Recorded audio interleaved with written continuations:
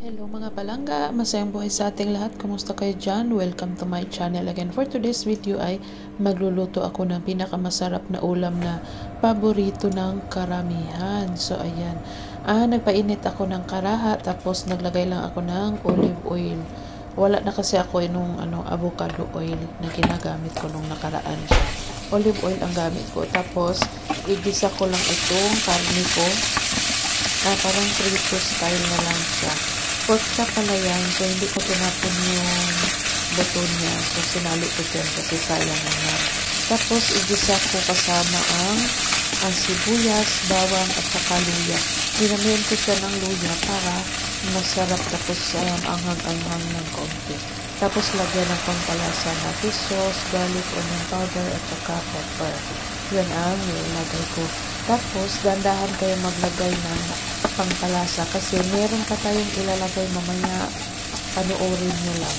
Basta meron pa akong ilagay nyo, napakasarap, i-try nyo.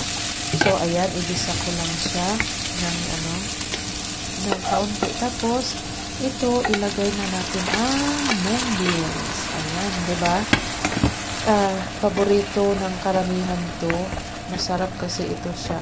Hindi pa naman Friday ngayon, pero masarap kumain kasi ng ganitong gulay. Tapos merong sabaw-sabaw ng kaunti, ganyan, kasi malamig na dito, malapit na mag-winter, kaya malamig na talaga siya. So masarap ang may sabaw pag kumakain ka.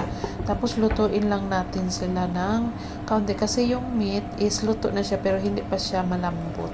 Kaya natin siya, lutuin natin siya. Tapos wag nyo din kalimutan na halo-halo ng kaunti. Tapos tikman kung okay na yung lasa, tapos dagdagan. Pero ingat sa pagdagdag ng pangpalasa kasi nga meron pa tayong ilalagay mamaya. So tinakpan ko ulit para lumambot yung karne. Tapos I think okay na siya.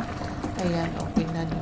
Meron yan siyang sabaw, wala yan siyang gata. So parang sinabawan talaga yan siya kasi masarap humigop ng mainit na sabaw. So ayan na ang aking hinalo. Dried shrimp yan siya, pero nilagay yan sa freezer para hindi siya masira. Ayan.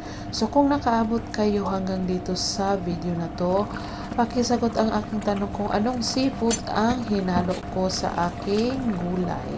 Ayan, maraming salamat sa mga sasagot.